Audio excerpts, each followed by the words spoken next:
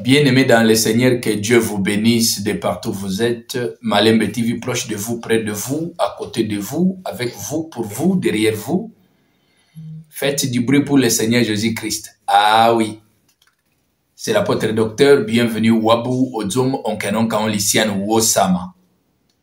Un honneur pour nous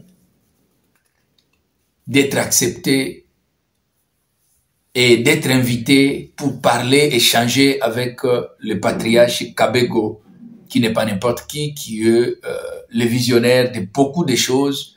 Mais aujourd'hui, nous allons discuter, partager avec lui comme un père qui a parlé avec Dieu pour cette grande vision de la communauté chrétienne congolaise en Ouganda. Nous aurons à lui poser des petites questions, analyser avec lui, voir ce qui est des diasporas et de la République démocratique du Congo. Et il sera seul devant le micro. Nous serons derrière la caméra, lui poser des petites questions. Restez branchés. Je rappelle que vous êtes Papa Kabeko. Vous allez bien donner votre nom. Et vous êtes aussi le visionnaire de la communauté chrétienne congolaise en Ouganda.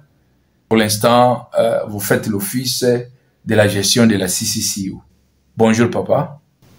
Bonjour, apôtre Wabo. Merci beaucoup. Je réponds au nom de Kabego, méthode Kabika. Par la grâce de Dieu, je suis pasteur de l'église Jésus-Christ, le seul sauveur. En anglais, Jesus Christ, the only Savior. Et je suis aussi le fondateur d'une organisation humanitaire dénommée Women and the Children at Risk, qui œuvre ici en Ouganda. Et je suis aussi, par la grâce de Dieu, celui qui a eu la grâce de Dieu de commencer la communauté chrétienne congolaise en Ouganda. Et présentement, comme vous le dites, je fais office de président de la CCCU pour le moment. Merci beaucoup. Très bien, papa. Nous sommes contents de cette présentation. Quels sont les principaux défis auxquels l'Église est confrontée dans le contexte de la diaspora? Je crois que les défis sont énormes.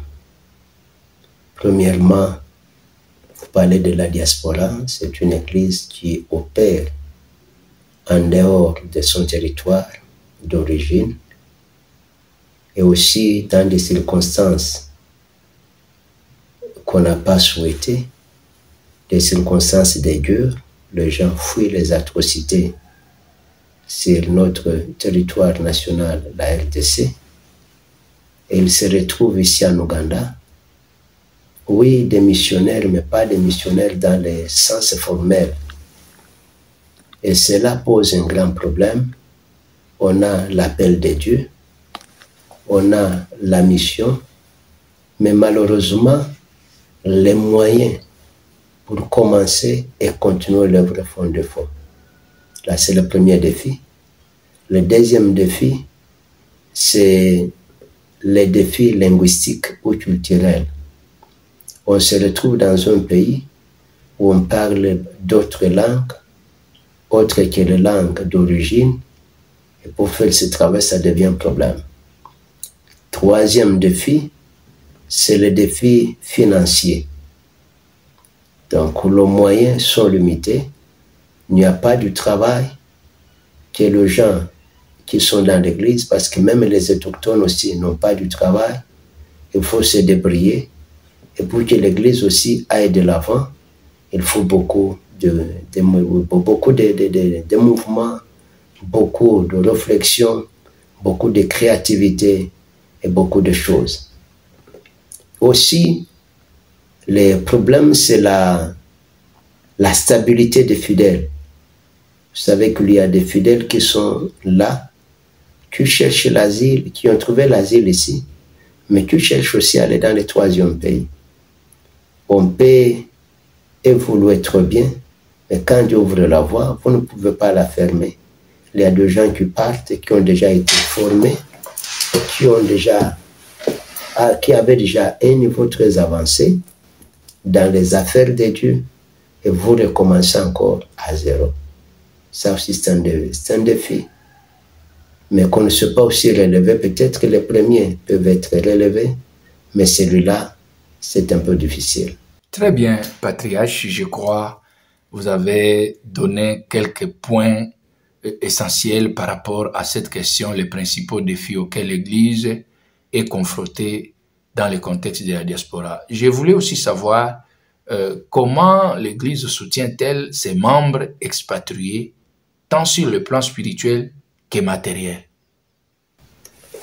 Merci beaucoup, apôtre.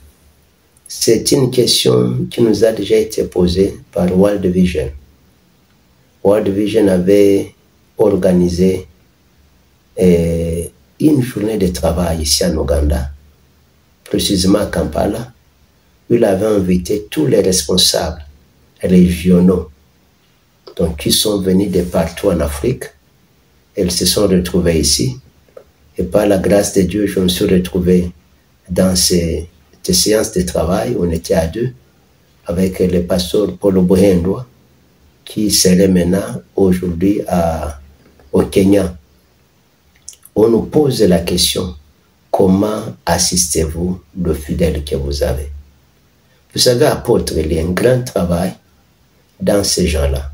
Quelqu'un qui est traumatisé, qui est sous stress, il a tout laissé, tout abandonné derrière lui. D'autres qui ont été même violés, d'autres qui ont vu leurs enfants tués, deux parents tués.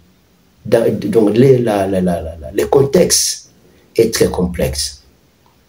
Maintenant, sur le plan spirituel, la première des choses, c'est de parler avec ces gens-là. Dans ce qu'on peut dire le counseling, faire la cure d'âme. Ouais. Amener cette personne-là à comprendre ce qui lui est arrivé, à comprendre la grandeur de Dieu. Donc, les curer, les traiter spirituellement. Il y a beaucoup de gens aussi qui ont tout perdu. Mais il faut les ramener qu'il a tout perdu, mais il peut tout réparer. La résilience. Donc, voir qu'il peut encore faire quelque chose avec Dieu. Quand vous lisez dans Joël, vous voyez, la Bible nous dit qu'il y a ceux que le gelé ont détruit, les sauterelles, mais Dieu dit qu'il va les restaurer. Notre Dieu, c'est un Dieu de restauration. Donc, sur le plan spirituel, la première des choses, c'est de faire la cure d'âme, accompagner ces gens dans la prière, dans les enseignements, jusqu'à ce qu'ils reviennent à eux-mêmes et qu'ils ramènent leur confiance dans le Seigneur, qui est capable de tout. Connaissons aussi que Dieu est en train de faire de nouvelles choses qui dépassent même ce qu'on a perdu, ce qu'on a passé. Je sais qu'il y a l'irréparable. C'est quand, par exemple, quelqu'un a tué son frère, on a tué son père, on a tué sa femme. On ne peut pas avoir encore ce gens-là, mais encore une fois, on peut se sentir pardonné et pardonner d'autres personnes qui ont fait ça, et Dieu fait grâce. Et sur le plan matériel, comme vous le dites, je crois que la grande chose, c'est d'apprendre aux gens l'entrepreneuriat, comment créer du travail, comment avoir du travail. Dans les cas express, il y a des gens que vous voyez qu'ils peuvent faire quelque chose. Avec le peu de moyens qu'on peut avoir, on peut voir ceux-là qui sont capables de ceci ou de cela, on les aide. C'est comme par exemple, je venais de dire que nous avons l'organisation dénommée Women Étudiants at Risk. Ouais. Là, nous apprenons les gens des métiers, par exemple comment tresser le chevet, nous leur apprenons comment commencer les affaires, nous leur apprenons l'élevage des lapins, et ce lapin-là, on les donne gratuitement. On donne à quelqu'un des lapins, et les deux lapins, une lapine et un lapin, on lui donne les cages, là où il peut élever ses lapins, et voir comment il peut subvenir à ses besoins. Nous avons aussi initié ce que nous appelons une caisse d'épargne, qu'on appelle, une caisse d'épargne, là où quelqu'un peut épargner peu à peu, et par la suite, il peut avoir un capital. Et nous sommes allés dans 2 voies, là où on peut épargner 50 000 shillings le mois, et quand vous épargnez, au même moment, on peut vous donner aussi un crédit pour booster vos affaires ou commencer les affaires. Au bout de 3 mois, on rembourse cet argent, on donne à une autre personne.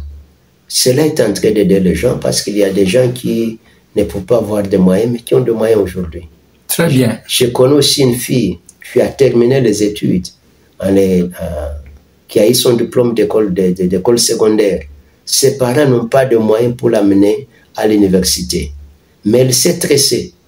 Elle part dans un salon, elle commence à épargner petit à petit. Au bout d'une année, elle a épargné plus de 3 millions de shillings.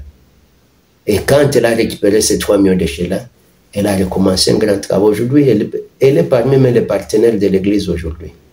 Pendant que c'était difficile. Merci beaucoup. Très bien, Patriarche Kabego, nous vous suivons avec beaucoup d'attention et c'est très important pour que les gens qui nous suivent puissent comprendre comment ça se passe. Alors, une autre question, comment l'Église maintient-elle les liens avec la communauté d'origine et comment elle favorise les liens d'intergénérationnels? Je crois que nous partons de Néhémie. Quand vous lisez dans le livre de Néhémie au chapitre 1, Néhémie était parmi les déportés. Néhémie travaillait dans la cour royale. Mais Néhémie se souvenait souvent et toujours de ce qui s'est passé chez lui. Et c'est dans ce contexte aussi, nous en tant que Congolais ici en Ouganda, nous sommes toujours à l'écoute et Dieu a fait grâce avec le développement de la technologie aujourd'hui. Donc même sur votre portable, vous pouvez avoir des informations. La première des choses, nous prions pour le pays. Et c'est là on a organisé des prières mensuelles. Et on est en train d'étudier comment on peut faire une chaîne de prières. Avec la subdivision qu'on a faite ici en Ouganda, à Kampala, des divisions de la CCCO. Voir comment au moins on peut avoir des gens qui prient au moins chaque jour pour le pays, la RDC. Vous savez que si rien ne marche chez nous, même là où nous allons, rien ne marchera. Et vous avez posé la question sur comment nous maintenons les liens intergénérationnels. Les liens là, c'est l'enseignement. Vous savez que les bons citoyens n'est pas celui qu'on produit à l'université. Les bons citoyens, c'est celui qu'on produit à l'église. Vous savez pourquoi? Parce que l'église nous demande de payer nos taxes, nous demande d'aimer notre pays. L'église nous demande d'aimer nos autorités et de prier pour elles. L'église nous demande d'être des citoyens modèles. Et cela en enseignant aux gens l'amour du pays, l'amour de la patrie, l'amour de la nation. Et je crois que le nationalisme, c'est là où ça serait un peu difficile pour comprendre sur le plan spirituel. Parce que si vous avez un nationalisme radical, vous risquerez de ne pas aimer les autres. Comme le cas actuel, notre pays est agressé. Et maintenant, quand vous dites aux gens, aimez les pays et détester les agresseurs, ça ne sera plus la Bible. Donc nous devons nous aimer, aimer les autres aussi, et voir aussi l'ennemi qui est le diable, qui élève cette tristesse dans les hommes, pour que les gens sachent comment créer, comment créer la paix, comment la maintenir, et comment aussi la léguer à d'autres personnes. Merci beaucoup, Patriarche. Je sais que dans ce que vous venez de dire, vous avez répondu déjà à cette question. Quelles sont les initiatives spécifiques de l'Église pour répondre aux besoins de la diaspora, notamment en matière d'éducation, de culture et de soutien social? Je crois, vous avez déjà répondu quand vous avez parlé de femmes que vous initiez à savoir créer quelque chose. Maintenant, cette question qui vient après est celle-ci. Comment l'Église s'adapte-t-elle aux réalités culturelles et sociales de l'Ouganda, tout en préservant son identité? Merci beaucoup, apôtre Wabo. Je crois que ce que nous faisons, premièrement, c'est de chercher à intégrer les autres et à nous intégrer aussi dans ces pays, en Ouganda. La première des choses, pour s'intégrer, il faut apprendre la langue de la place. Vous voyez que dans beaucoup d'églises aujourd'hui, il y a beaucoup d'initiatives qui ont été prises pour apprendre les gens l'anglais, qui peut les aider à s'intégrer facilement. On demande aux gens aussi qu'ils apprennent le Luganda. Vous apprendrez, apôtre, une histoire qui est triste. Une fois, j'en parlais à l'église. Il y a des filles qui m'ont dit, papa, tu connais na Luganda wapi? Et ça m'a beaucoup touché. Vous êtes dans un pays d'autrui. Vous ne voulez pas prendre les langues. C'est vous qui allez perdre. Et Dieu a fait grâce, si je peux l'appeler grâce. C'est la même fille, elle avait un problème. Des malades de la famille qui est à l'hôpital. Je n'avais pas de voiture. Il faudrait qu'on prenne les motos pour se rendre à l'hôpital, prier pour le malade. La fille parle en lingala. Le motard ne comprend rien. Elle va en Swahili, elle parle, et le motard lui demande de payer 5 000 shillings. La seule, sans discuter parce qu'elle ne connaît pas la langue, elle a payé 5 000 shillings. Moi-même qui suis venu après, j'ai payé à la même distance 3 000 shillings, 2 000 shillings. Pourquoi? Parce que je me suis adressé à ces motards-là en Ouganda. Kambe, ce n'est pas un Ouganda qui était parfait, mais je me suis débrouillé et ça nous a aidés. Donc vous comprenez qu'il y a beaucoup de gens qui perdent. Mais aussi, pour maintenir notre culture, voilà pourquoi nous avons créé des lieux de rencontre.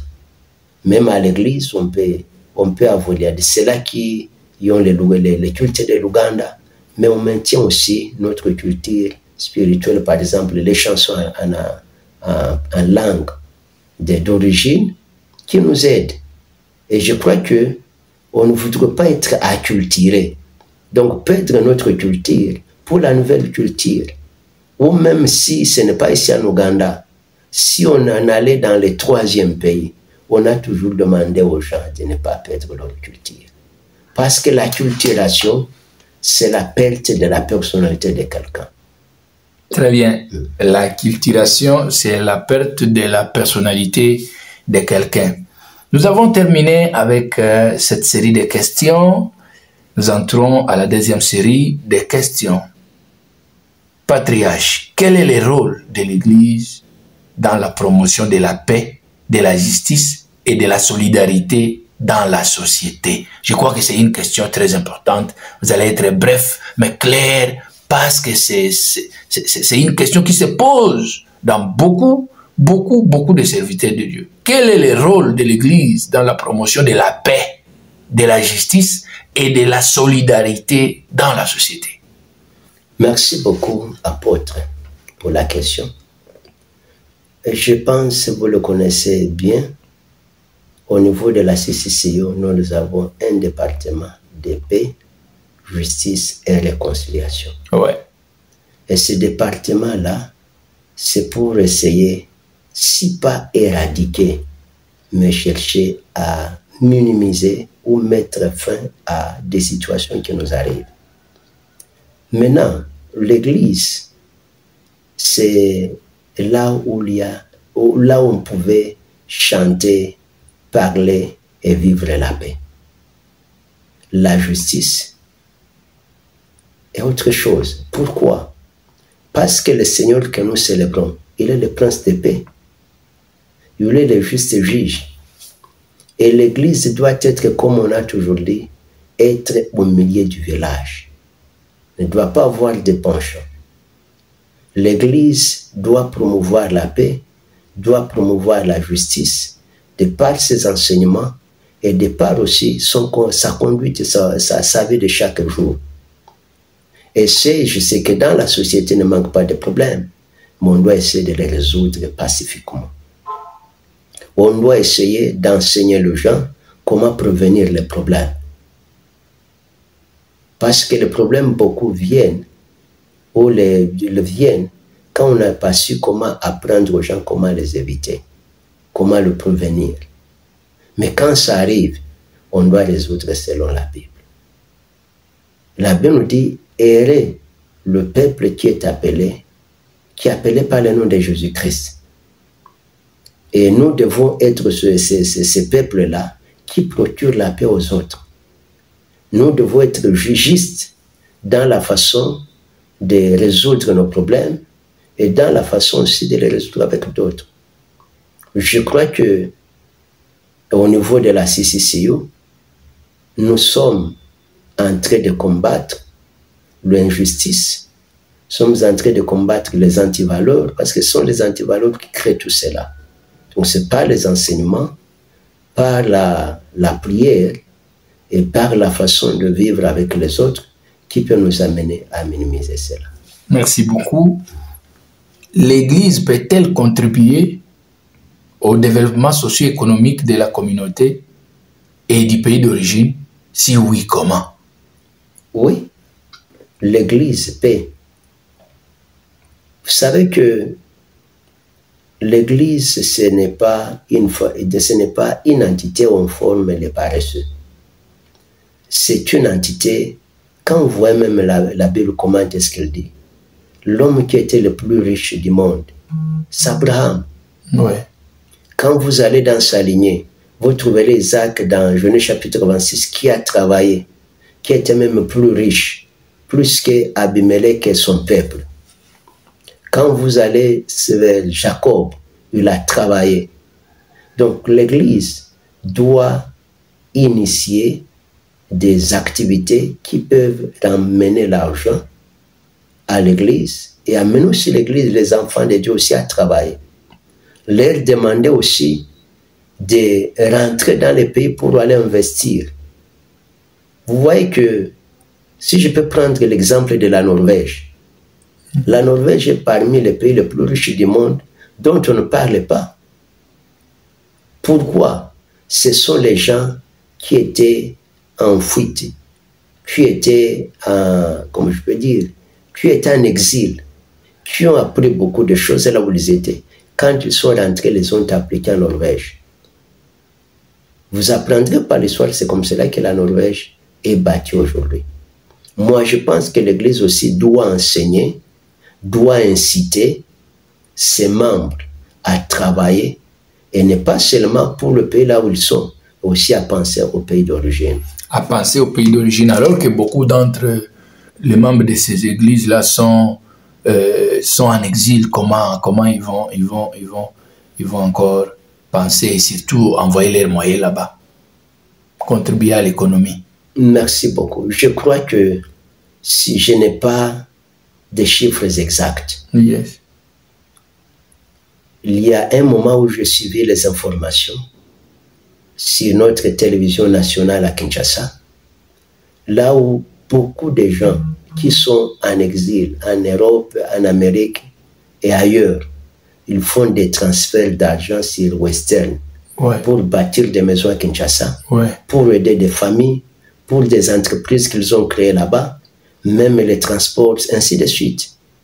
Je crois que le rôle de l'Église, c'est d'inciter ces gens-là en les enseignant, en leur parlant, en les aidant aussi à faire cela dans notre pays. Très bien. Quelles sont les relations de l'Église avec d'autres communautés religieuses et les institutions locales du pays, telles que l'Ouganda ici? Je crois que les relations sont bonnes. Et elles sont aussi sur le bon trait. Je vous informe qu'il y a, la semaine passée, je crois, jeudi ou vendredi, nous étions dans une réunion avec les généraux overseers des églises de réveil de l'Ouganda que nous appelons le Bonagé. Ok. Sa grâce est Odongo. Ouais. Nous avons de bonnes relations, nous collaborons très bien. Vous avez suivi la campagne qui était ici avec l'homme de Dieu que je respecte beaucoup, et Benihin, ouais, qui était accueilli par le pasteur Kayanja. Ouais. Vous avez vu qu'il y a eu une bonne participation de l'Église congolaise dans ces activités-là. Ouais. Et même la sœur qui chantait Gloria, elle est congolaise, celle qui conduisait la louange, okay, au niveau de dans cette croisade-là. Et je crois que les relations sont bonnes et il y a une bonne collaboration. Et je crois que cela nous a aidés aussi à bien aussi nous intégrer dans ce que nous sommes en train de faire. Comment l'Église peut-elle sensibiliser le public aux problèmes de la diaspora tels que la discrimination, l'immigration et les droits humains? Merci beaucoup, apôtre. Tout cela part, je crois, de la connaissance. Et l'Église est en train de combattre contre la discrimination. Parce que le monde dit qu'en Christ, il n'y a plus ni juif ni grec. Il n'y a plus ni homme ni femme. Tous nous sommes un. L'Église doit enseigner Christ et ne rester que dans Christ. Elle doit enseigner l'amour, doit enseigner le pardon, la cohabitation pacifique. Et cela nous aide à éviter ou à minimiser et à mettre fin aux discriminations. Je sais que dans la société, comme je le disais, et je parle comme quelqu'un qui a une petite notion de la sociologie, dans la société, vous ne pouvez pas éviter le problème. Okay. Mais on doit chercher à les gérer, à les résoudre pendant qu'elles viennent. Aussi pour l'immigration. Vous savez que l'immigration, pour les uns, c'est volontaire. Pour les autres, c'est forcé. Dans les cas espèces de la RDC et des chrétiens congolais qui sont ici en Ouganda, c'est forcé. C'est la situation qui est dans notre pays, qui n'est pas tellement, et dans la région des Grands Lacs, qui force les gens à émigrer. Et l'Église aussi ne doit qu'orienter ces gens dans une bonne immigration. Dans une bonne immigration. Je crois que c'est ça, c'est que l'Église doit jouer comme rôle.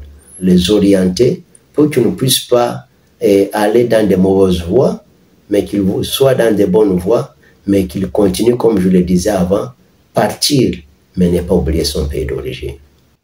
Très bien, Patriarche Kabego, nous avons terminé la deuxième série de questions parce que vous êtes là pour répondre à nos questions. Les amis de Malembe TV ont besoin de vous suivre à la loupe et ils sont en train de vous suivre à la loupe. Quels sont les messages clés que l'Église souhaite transmettre à la diaspora et à la communauté d'origine? Merci beaucoup. Le message clé, 1. Aimons notre pays. 2. Cherchons le bien-être de notre pays. 3. Prions pour notre pays. Et quand je parle de prier pour notre pays, c'est selon la parole de Dieu. Premièrement, prions pour les rois et les hommes élevés dans la dignité, afin que nous menions une vie paisible et que les autres parviennent aussi au salut. Cela est la volonté de Dieu. Donc, prions pour les autorités, cherchons la paix de notre pays, en l'aimant, en le chérissant et aussi en cherchant son bien-être. Parce que cela donnera gloire à notre Dieu.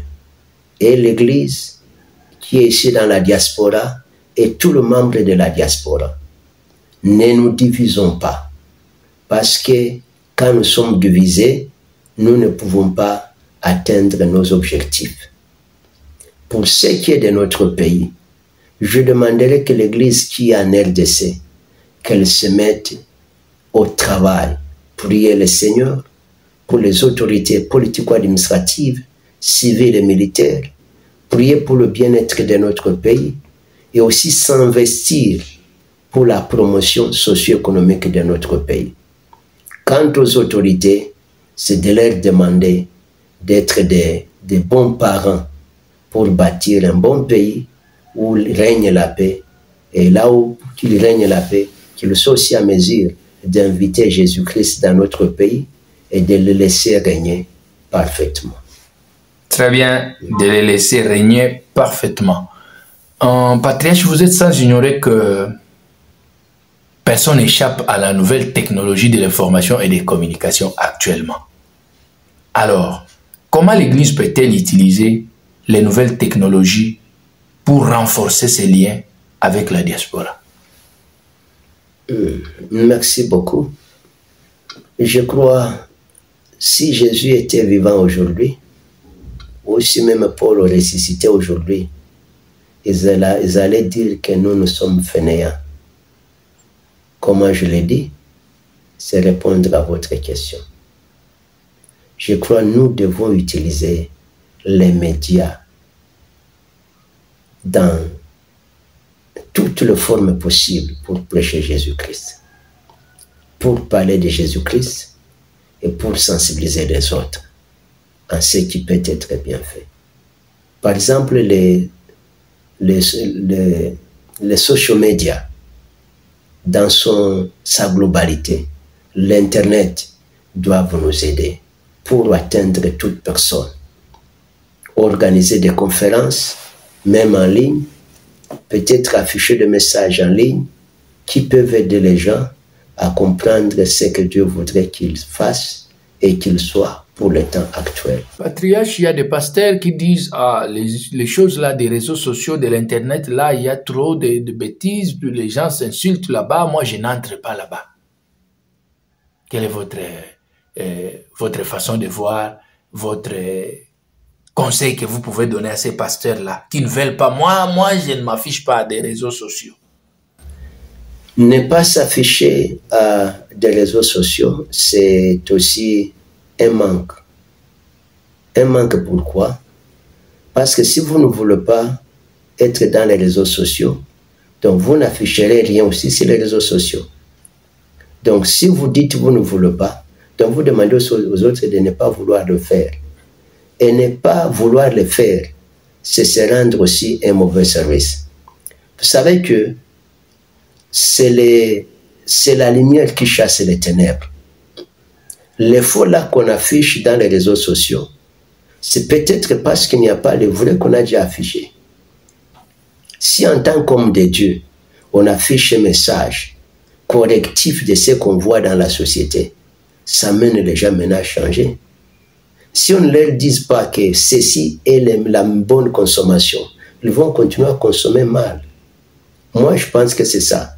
Donc, je demanderai à ces hommes de Dieu-là de changer leur façon de voir les choses et de voir qu'ils sont les seuls du monde et qu'ils sont c'est la lumière du monde. Donc, être dans les réseaux sociaux pour parler de ce qui doit être parlé afin de corriger le mal qu'on voit toujours là-bas. Et ce qui peut corriger, c'est la parole de Dieu. Ce qui peut corriger, c'est le bien que nous mettons là-bas. Patriarche, il y a quelque chose que nous devons souligner. Vous savez, actuellement, dans nos églises, ça n'existait pas. Quand vous grandissiez, ça n'existait pas. Un département des médias dans l'église, ça n'existait pas. Parce qu'il n'y en avait pas vraiment. Mais actuellement, c'est un département technique qui demande un peu de moyens. Mais beaucoup de pasteurs considèrent ce département comme un département simple qui n'a pas besoin de moyens. Alors que c'est un département qui a besoin de moyens. Des fois, on appelle des caméramens ou des journalistes qui viennent ailleurs et prendre les images dans une manifestation. Et des fois, les techniciens disent, si ils arrivent et qu'on les a invités, ils prennent les images. Pour payer ces images-là, ça devient un problème. Les pasteurs ne veulent pas payer. Ils disent non, c'était l'œuvre de Dieu et tout ça. Alors que techniquement, il y a des matériels qu'on a utilisés et pour publier, il faut des Wi-Fi, il faut beaucoup d'autres choses. Une petite idée, un conseil que vous pouvez donner à tout pasteur en tant que visionnaire de la communauté chrétienne congolaise qui peut aider le pasteur à tirer attention. Attention, il y a un département qui demande un peu de moyens, un peu de technicité qu'il faut tirer attention, qu'il ne faut pas prendre à la légère. C'est ce que je voulais que vous dites, que vous puissiez dire à ceux qui vous écoutent, aux serviteurs ou aux églises qui vous écoutent. Là, je voudrais m'adresser, comme la question m'est donnée, m'est posée plutôt, m'adresser aux collègues pasteurs, apôtres, évangélistes, prophètes et docteurs, qui sont des responsables des églises. La meilleure ou bien les meilleurs endroits où nous devons investir aujourd'hui, c'est dans les médias. Pourquoi dans les médias? Ça ne nous aide pas seulement à voir les images, ça nous aide à relayer la parole de Dieu jusqu'aux extrémités du monde. Et ce n'est pas seulement un département qui nous demande de l'argent, mais ça produit aussi de l'argent. Pendant les temps de Covid, j'ai beaucoup regretté que nous, en commençant par moi et notre Église, que nous avions négligé beaucoup de choses. Pendant les temps de Covid, on était confinés, il n'y avait pas moyen d'aller à l'église et beaucoup de chrétiens n'ont pas été encadrés. Mais je prends l'exemple de l'église Chapelle des Vainqueurs, Winners Chapel. Ici en Ouganda, après le Covid, ils ont ouvert 13 églises avec de nouveaux membres. Pourquoi? Et ils étaient déjà avancés dans les médias. Il y a des églises qui n'ont pas pu même ouvrir après le Covid, après le confinement. Pourquoi? Ils trouvaient que leurs membres étaient bien encadrés sur les réseaux sociaux, sur les médias, par rapport à ce qu'ils étaient avant. Mais ils ont été obligés de rentrer parce que l'Église ne peut pas être gérée sur les médias, sur les réseaux sociaux. Mais aussi, apôtres. Est-ce que vous savez que dans les médias, il y a aussi ce qu'on gagne? Ah bon? Je connais un pasteur ici en Ouganda qui gagne pas moins de $100 000 le mois qu'on lui paye à cause de cela qui le suivent. Ok. Maintenant, nous perdons l'argent, nous perdons non seulement les gens qu'on peut gagner, les gens qu'on peut encadrer, les âmes qu'on peut gagner dans le Seigneur, mais nous perdons aussi les moyens que nous créons. Je crois que nous devons nous investir. Et aussi cette mauvaise volonté-là aussi. On a invité quelqu'un pour faire le travail. Et ce travail-là a été budgétisé. On a budgétisé pour les médias. On ne paye pas cet argent. Ça, c'est la malhonnêteté. C'est la cupidité aussi. On voudrait plus gagner, mais que les autres gagnent moins. Or, dans la vie, quand vous gagnez, il faut aussi accepter que les autres gagnent. Il faut encourager ceux-là qui font le travail. Vous savez que le média nous amène là où nous ne pouvons pas arriver. Et qui vous amène là-bas? C'est ce technicien-là qui est derrière la caméra comme Malembe TV. C'est cette télévision-là. C'est cette radio-là qui vous amène là-bas. C'est cette photo-là qu'on vous a tirée. Oui, la photo qu'on a tirée, la photo qu'on a affichée. C'est ça ce qui vous amène là-bas. Vous ne vous amenez pas seul. Vous savez, une fois, on est venu me voir pour LTV. À ce moment-là, il n'y avait pas assez de télévision ici en Ouganda. Oui. C'était seulement LTV qui était la télévision chrétienne. Mais vous savez ce qu'on m'avait demandé? C'était de payer, je crois, à ce moment-là, c'était 350 000 shillings pour 20 minutes seulement. J'ai vu un pasteur qui dit qu'il ne peut pas donner à quelqu'un même 5 minutes sur sa radio. Il sait que quand je vous donne 5 minutes, je vous ouvre au monde. Il connaît sa valeur. Je ne sais pas dire ce pasteur-là. Aujourd'hui, Dieu l'a béni. Dieu a élevé le travail qu'il est en train de faire. Au travers de la radio, là, il a commencé. Aujourd'hui, il a une chaîne de télévision, une chaîne de radio. Il peut toucher beaucoup de gens que les gens ne peuvent pas toucher dans les 4 murs. Et Dieu ne nous a pas appelés seulement pour prêcher dans les 4 murs. Il nous a appelés de prêcher au monde. C'est pourquoi je disais, si Jésus est ressuscité aujourd'hui, et Paul, qui ont fait des voyages avec des intempéries, beaucoup de bateaux, tout ça là. Mais aujourd'hui, nous avons, vous êtes dans votre bureau, vous êtes même dans votre chambre, vous êtes peut-être même sur la route, mais vous pouvez prêcher, vous pouvez prier pour les gens, vous pouvez faire tout. Est-ce que vous savez qu'il y a même ceux-là qui font des appels de fonds? Oui. Si les médias, et les gens donnent de l'argent qui est de l'Église aujourd'hui, qui est de le ministère. Donc nous devrions nous investir davantage dans ça. Et je demande que tous les bien-aimés, partout ils sont, soit au Congo, soit en dehors du Congo, même ceux-là qui ne sont pas des Congolais, investissons-nous dans les médias. Et si nous investissons dans les médias, je crois que nous allons voir l'œuvre de Dieu être boostée et la gloire reviendra au Seigneur. Très bien, Patriarche, nous sommes très contents. Vous savez, nous, c'est Malembe TV. Notre ministère a commencé par cette TV-là et nous nous sommes imposés et voilà, nous évoluons. Nous voulons à ce que les pasteurs comprennent que ce que nous appelons télévision, les stations de télévision là, pour voir ce qui est publié là-bas, il faut être à la maison, il faut avoir l'écran téléviseur, il faut avoir du courant, il faut. Mais les médias en ligne, soit la radio en ligne, soit la télé en ligne, comme Malembe TV, ça vous arrive dans votre téléphone.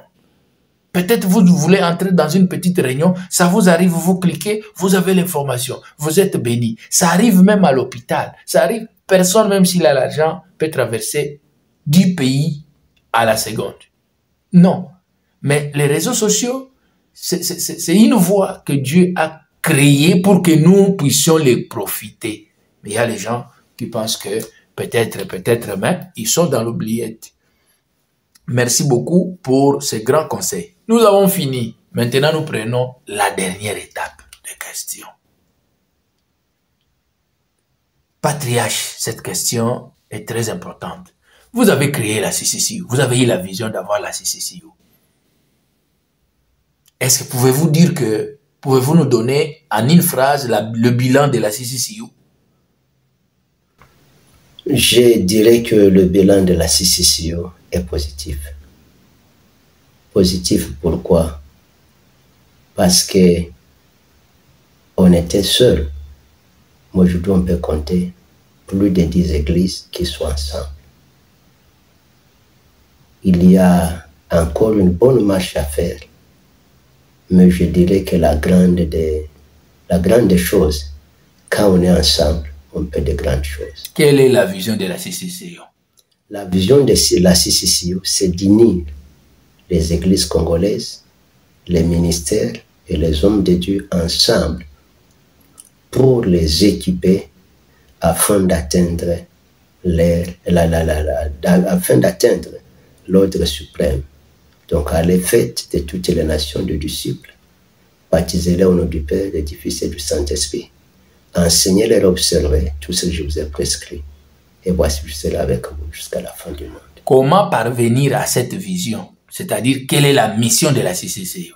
La mission de la CCCU, c'est maintenant ceux-là qui sont ensemble et les mobiliser pour les équiper, les enseigner, pour qu'il y ait une bonne régulation, une harmonisation dans ce qu'on est instant, dans ce que le Seigneur nous a demandé de faire. Très bien. Dans ce que le Seigneur vous a demandé de faire. Comment vous, en tant que président de l'Église, avez-vous personnellement impacté la diaspora par la CCCU? Vous, en tant que visionnaire, et aujourd'hui, vous faites l'office du président. Qu'est-ce que vous, personnellement, avez impacté la diaspora depuis que la CCCU existe? Je crois que impacter, c'est un peu difficile. Mais je crois que nous sommes en train d'y travailler du jour au lendemain. Donc, ce que nous faisons d'abord, ce qui a été notre force, c'est la prière. Deuxièmement, c'est aller vers les gens. Troisièmement, c'est de les attirer pour qu'on soit ensemble. Okay. Aussi, la vie personnelle peut aider quelqu'un à comprendre ce que vous voulez et à vous suivre dans ce que vous voulez faire. Je sais que vous êtes le visionnaire, mais vous avez eu les gens qui ont été avec vous quand on parle de quelqu'un qui a eu la vision. C'est-à-dire, il y a toujours des gens qui sont venus tout autour de lui pour soutenir. On ne pose pas cette question. Mais la question est celle-ci. Vous êtes le visionnaire de la communauté chrétienne congolaise en Ouganda. Aujourd'hui, vous faites l'office en tant que président. Vous allez y rester président. Ne pensez-vous pas que il fallait que vous restiez là comme visionnaire patriarche, que de jouer aussi le rôle du président? Maintenant, comment, s'il y a des conseils, où est-ce qu'on va se ressourcer? Ou bien vous êtes là parce que celui qui était là est partant ou est parti, vous faites l'office d'ici, là, vous allez nous amener dans une élection qui on va choisir la personne que nous voulons. Merci beaucoup. Je crois il y a, je pense, 2 personnes qui sont encore ici en Ouganda. Je parle du docteur Malengera David de IPEC. Yes. Et du révérend pasteur Dioche François Dioblo, que vous connaissez très bien. Ah ouais. Et les autres qui ont déjà voyagé, les 2 peuvent vous témoigner. Tout c'est donc, comme vous l'avez dit, Dieu m'a parlé de la CCCO. Ouais. J'ai écrit ce que Dieu m'a dit. J'ai préparé la vision, la mission, les objectifs et la fonctionnalité de la CCCO. Très bien. Quand les autres se sont joints à moi, on a partagé ensemble. Ils ont été d'accord. Dans ce que j'avais préparé, il n'y a personne qui me l'a demandé. C'est moi qui l'ai écrit et c'est encore écrit que le président doit être là pour 4 ans. Et après 4 ans, il y a des élections. Il peut se présenter pour le 2e mandat, mais pas pour le 3e mandat. On peut le lire pour la 2e fois. Et après cela, il peut laisser la place aux autres. Et comme vous l'avez dit, j'ai commencé, mais je n'ai pas été le président jusqu'aujourd'hui. Vous n'avez jamais été le président? J'ai été le président au premier tour, oui. Mais je n'avais pas terminé le mandat. Je t'ai rappelé pour les obligations ecclésiastiques au Congo. Je suis allé là. Je suis rentré. C'est le bishop Innocent qui était président. Il ne m'avait jamais entendu lui demander « je voudrais être là ». Non. Juste quand son mandat est arrivé à sa fin, il y a le pasteur, le bishop Louis qui a pris la relève. J'étais là. Et même pendant que le bishop Louis est en train de partir, je n'avais jamais parlé avec lui. Vous partez, vous me laissez mon trône parce que c'est mon trône. Non. C'est lui, avec son bureau, qui ont décidé que je revienne là-bas. Posez la question à tout le monde. Okay. Maintenant, comme vous avez posé la question, il faudrait que je réponde. Allez-y. Je suis là et ce qu'on m'avait demandé, c'est que la vision n'a pas été bien comprise. Très bien. Par les autres. Le fonctionnement de la CCCO n'a pas été bien compris. On m'a demandé que je revienne, que j'explicite, que j'enseigne, avant que je ne puisse laisser la place à d'autres personnes. Et c'est ce que je suis en train de faire. Vous allez le faire pendant combien de temps? Je crois, le mandat c'est de 4 ans. Okay. Après les 4 ans, si on me demande de rester, je peux rester. Mais je ne veux pas rester parce que c'est moi qui suis le visionnaire. Ouais. Oui. C'est comme si vous allez fermer la porte de là où on peut puiser. Parce que si vous êtes là, vous avez bien expliqué, les 4 ans, la vision n'était pas vraiment bien. Bon, la vision... je n'ai fait que 8 mois. Voilà. La vision n'était pas bien expliquée. Aussi, beaucoup de gens qui ont compris comment est-ce que Dieu vous a parlé sont partis. Ici, plupart, ce sont des nouvelles unités, si vous voulez. Alors, prendre encore un mandat comme ça, je crois que c'est très important pour faire asseoir l'idéologie ou la vision, que les gens comprennent en réalité ce qui s'est passé. Ah, nous avons été un peu... ce sont des questions personnelles. Quels sont les moments marquants de votre parcours en tant que leader spirituel dans le contexte de la diaspora en Ouganda? Les moments marquants. Les moments qui m'ont fort marqué dans la diaspora, je dirais que c'est négatif, mais c'est positif. C'est pendant qu'il y a eu un événement malheureux dans la diaspora congolaise en Ouganda, où le président qui a été élu, Bugeme William, avait démissionné et que l'ambassade qui est notre tutelle ici en Ouganda, elle a résolu qu'il y ait un autre président. On a élu avec un groupe qui était restreint, celui qui devrait assumer l'intérim jusqu'aux élections. Mais il y a eu un problème de la gestion de la démission de celui qui avait démissionné. Et notre ambassade a su qu'au niveau de la CCCU, il y a un Dieu, il y a la sagesse qui peut les aider. On nous a confié la mission de ramener la paix dans la diaspora. Je trouve que cela est marquant. Marquant pourquoi? Quand quelqu'un de l'extérieur voit que vous avez quelque chose que vous pouvez donner, et je crois que ça nous bénit plus. Je sais qu'on n'est pas encore arrivé aux conclusions, mais nous prions que Dieu nous donne de bonnes conclusions qui vont bâtir la diaspora en Ouganda et qui vont lever aussi l'Église en Ouganda. Très bien. Patriarche, nous sommes en train d'aller vers l'atterrissage. Quelqu'un dit, nous devons avoir un esprit d'aider nos compatriotes qui ont peut-être eu la grâce de passer ou d'avancer à quelque chose, mais souvent, quand un de nous est un peu avancé ou veut avancer, c'est nous qui l'attirons toujours derrière. Peut-être un de nous peut être déjà au niveau des Bonaguen ou au niveau de la communauté des autochtones. Il a un niveau où il est considéré là-bas. Nous devons les soutenir pour qu'il avance au lieu peut-être de lui tirer encore que l'on puisse manquer les gens qui peuvent parler pour nous à la longue par rapport à la communauté du pays à laquelle nous sommes résidents. Je crois que vous avez compris et vous savez de quoi est-ce que je voulais parler. Merci beaucoup, apôtre. Je crois que la question est pertinente aussi, malgré qu'elle peut être difficile à répondre sur les réseaux sociaux. Mais laisse-moi donner la réponse. Vous savez, dans toute maison, il faut qu'il y ait la discipline. Il faut aussi qu'il y ait l'ordre. Quand il n'y a pas l'ordre, quand il n'y a pas la discipline, tout ce que vous pouvez vouloir faire, ça n'amène qu'à zéro.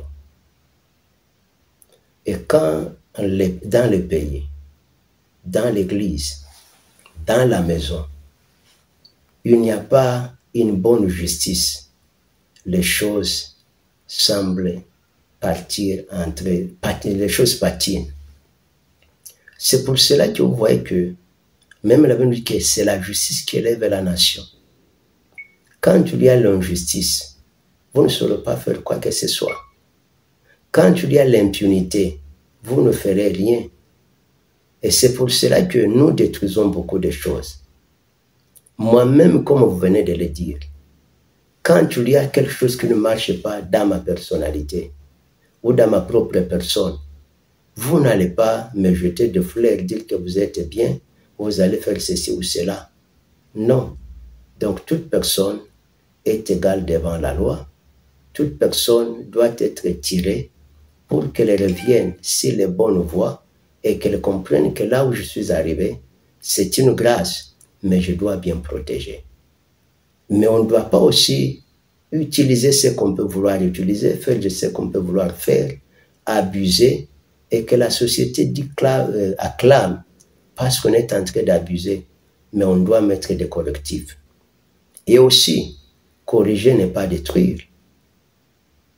Je crois que vous êtes d'accord avec moi. Ouais. On doit corriger les choses pour que les choses soient bonnes. Et ce qui s'est passé, c'est une correction. Ce n'est pas une haine. Ce n'est pas aussi dire qu'on ne veut pas de quelqu'un. Et c'est à quoi on est arrivé. C'est avec amertume et avec chagrin. C'est avec amertume et avec chagrin. Vous savez que quand vous parlez à quelqu'un en catimini, que la personne ne comprenne pas et que ça commence à se chanter, c'est vous qui serez maintenant la personne en danger. Très bien. Vous avez suivi même Élie, qui est mort avec ses enfants. Pourquoi? Parce qu'il a vu ses enfants, mais n'a pas vu la grandeur de Dieu. N'a pas vu l'œuvre de Dieu. Or, je crois que c'est à cela que nous sommes arrivés.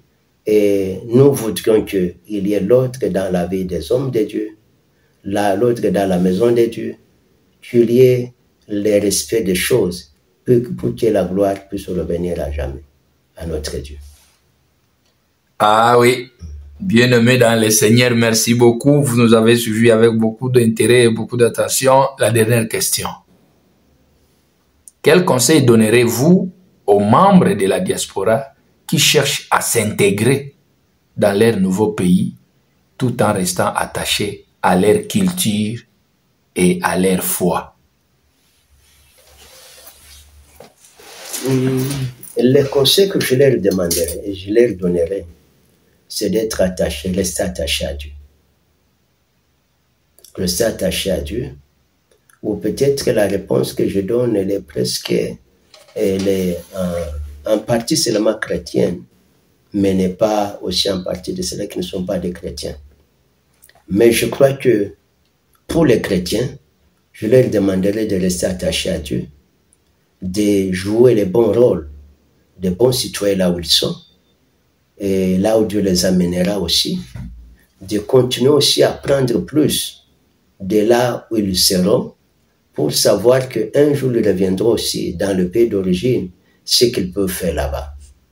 Et pour ceux-là qui ne sont pas des chrétiens, c'est de cultiver de bonnes valeurs, de valeurs morales, qui peuvent les amener à bien priser de ce qu'ils rencontreront dans le pays, dans le troisième pays où ils iront. Parce que s'ils n'ont pas de bonnes valeurs, ils pourront se retrouver dans des prisons, pour se retrouver dans des drogues, dans beaucoup de choses, où ils ont fui des problèmes, mais ils rencontrent encore d'autres problèmes, et qui peuvent être des problèmes graves par rapport à ce qu'ils ont fui. Et je crois que aussi créer de bonnes relations avec les gens qu'ils rencontrent, parce que vous savez, quand vous créez de bonnes relations, ils peuvent vous aider aussi à gagner plus, et puis à savoir de ce que les autres ont pu faire pour aller de l'avant, pour résoudre leurs problèmes et d'aller de l'avant. Et je crois que je peux donner un dernier mot, l'exemple de la Chine. La Chine aujourd'hui est en train d'évoluer. C'est parce qu'il y a des gens qui ont quitté la Chine pour aller apprendre aux États-Unis. Et quand ils sont rentrés, ils ont appliqué ce qu'ils ont appris et ils continuent à faire des recherches, à travailler. Et vous savez vous-même là où ils sont aujourd'hui. Très bien. Nous savons là où ils sont aujourd'hui. Est-ce que la géopolitique est-elle considérée dans la communauté chrétienne congolaise en Ouganda en tant que chrétien congolais? La géopolitique, je crois, là, vous dites bien, la géopolitique, ce sont les politiciens qui ont créé cela. Mais je crois qu'il faut l'homme à la place qu'il faut. Très bien. Merci beaucoup. C'était une question en éventail fermé que nous avons demandé, que nous avons posée au patriarche. Maintenant, nous sommes arrivés à la fin, nous sommes atterris. Un dernier mot. Mon dernier mot, c'est de prier que Dieu bénisse l'Ouganda où nous sommes. Comme Jérémie chapitre 29, verset 7, même en commençant par le verset 4, c'est ce qu'il nous dit. Que Dieu bénisse l'Ouganda, que Dieu intervienne dans les élections qui frappent à la porte ici en Ouganda, que Dieu rétablisse la paix en RDC dans la région des Grands Lacs, que Dieu rétablisse l'autorité de l'État dans notre pays et que notre pays redevienne un État de droit. Que la main de Dieu soutienne la RDC et que Dieu bénisse toutes les églises chrétiennes en Ouganda et que Dieu fasse grâce à tous les serviteurs de Dieu afin que ce qui semble difficile aujourd'hui réussissent et excellent pour la gloire du Seigneur. Et je voudrais demander aux hommes de Dieu qui me suivent, et attachez-vous à Dieu, vous aurez la paix, vous aurez le bonheur et Dieu résoudra vos problèmes. Amen.